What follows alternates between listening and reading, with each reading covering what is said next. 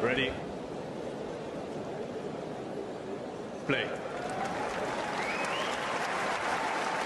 Alejandro, Davidovich, Fokina, and Alexei Popyrin. So let's start with the first match of the day, which was Fokina versus Draper. A heavily contested battle. Um, it went 3 sets. What did you make of this match? It was a maybe not the prettiest match of tennis that I've ever seen in my life. But yes, good to finally have some decent weather out there, relative, of course. But yeah, it was good. It was a good match. Very physical battle between the two, and not the greatest match. I was really impressed to see ADF come out with the victory here. I thought Draper had a really good chance to use this match and build up some form going into the clay season. But yeah, ADF was more than good enough today, especially in the third set. I was quite impressed with him and how he handled it down the stretch. Yeah, and I'm right there with you. I think with Fokina, we've thought about him historically, struggling in big moments and closing out matches, or having a lead and suffering some setbacks as he's going to, serve it out, close it out as the finish line encroaches. But it was it felt like a tale as old as time until he was able to fight back. But I think a big story is with Jack Draper as well, because we're talking about him playing some of the better tennis of his career. He's up to world number 6, and right, we're moving into clay season. That's there's still some question marks for Jack, and I think going into this matchup, I thought it would be a tight one, because you look at that record for Fokina against lefties, it was 19-6, I believe, going into this match. And what I pinpoint in terms of that is how well he's able to, neutralize the lefty forehand with his strong backhand. And also just, he's a great mover, and he plays with a lot of variety, and he's comfortable on the clay. So I thought, going into it, it was no means going to be easy, but I definitely did lean Draper. Today it was kind of as you said, it was a messy match. Draper had 10 double faults. It definitely cost him in this match. But on the flip side, Fokina was very, very outspoken in terms of it wasn't a well managed emotional match for him. That's obviously something that is a big kind of talking point and for him and his matches. But when he's actually outspoken about it, that it wasn't pretty. But overall, I'd say it's an important win, and he's into the quarterfinals here in Monte Carlo. So It let's is see. important to learn how to manage your emotions during this moment, but having emotion is not necessarily a bad thing. We see players with big emotions get big wins all of the time. So it doesn't need to be a hindrance as far as just stop having emotion on the court. We see players like Djokovic, Sabalenka that are a little more, um, what's a good word? They're a little more like expressive with their Yep. emotions on the court. Yep. And we see that it doesn't affect them. So it doesn't have to be a differentiating line in between. If you show a lot of emotion, you're going to lose, and if you don't show emotion, you're going to win. But I feel like this is a good win for him, and um, yeah, I think he may be on a similar journey to Rublev, and just like learning to manage that a little bit more. What are your thoughts on that? Yeah, yeah. I think we'll get more into that conversation as we talk more about that matchup. But Mhm. let's focus on the other opponent for Fokina in this quarterfinal, which is going to be Alexei Popyrin.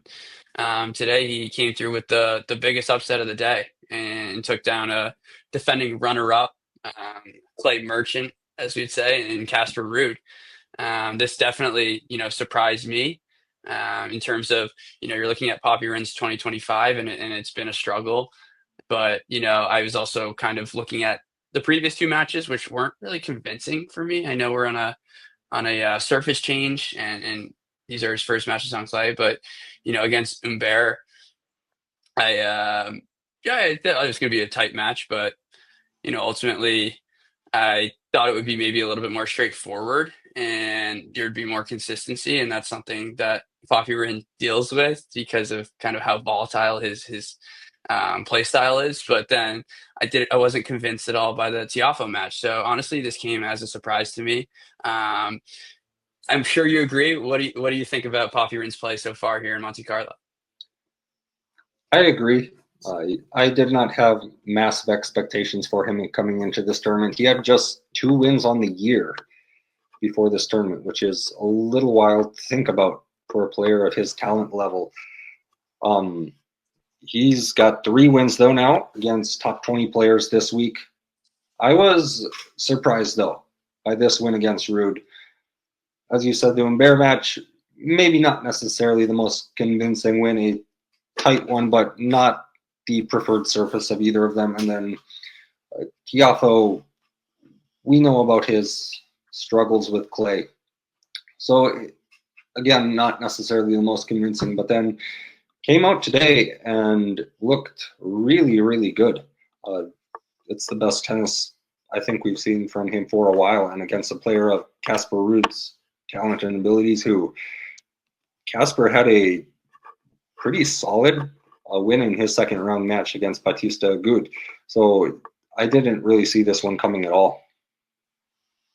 Yeah, I mean, I feel like we could be having a different conversation right now in terms of Casper being up a break in the third, and you looked at match points on Popyrin's serve, and that's kind of how some matches go when you look at match points and you don't take them. It can have a big effect as you're looking to close out the match, and that was the case for Ruud.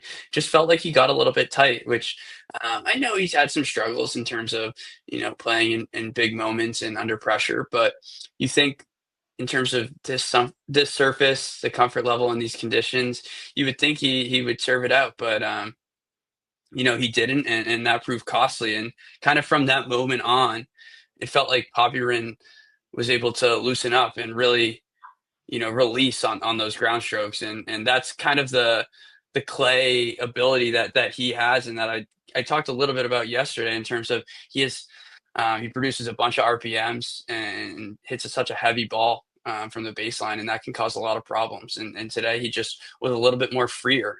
The serve started to click a bit, and he was just going for more. And then I have to give him credit in terms of his hand skills. Come kind of the last 4 or 5 games were just superb.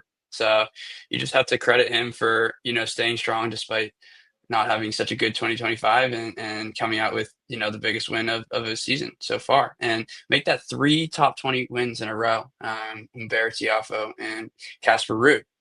So Carson, let's get into the preview. As we said, Fokina versus Popyrin, both coming in here hot with some good wins. What do you think is going to happen tomorrow? I think in between these two, I'd maybe lean towards Davidovich Fokina a little bit. I think it will be a tight matchup. Both of them have been playing good tennis this week.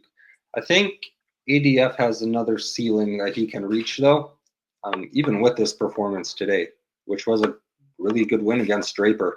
I think that there's another level that he can reach to. I do worry about Popyrin, and I mean, I think we saw in one of the comments, he's like experimenting with a little bit of a new grip this week. So it's been working well so far, but in pressure moments, like that's something that you can slip into an old pattern of what you used to be doing. So we'll see if that has any effect at all. I think I'll just take the overall form of the 2 players and how they've been playing this year. With Davidovich Fokina, he's reached 2 finals now in Delray Beach and Acapulco earlier this year. Obviously, those are on hard court, so it's a little bit of a different situation, but he's been playing well in the last few months, and I think he feels good right now. Yeah, I'm right there with you. I think especially Popyrin coming off of this is now three setters in a row, and you see those highs and lows because yes, he can peak so hard, and you could see that today in terms of kind of it looked like just playing with more freedom and confidence, and that's obviously something you want to see.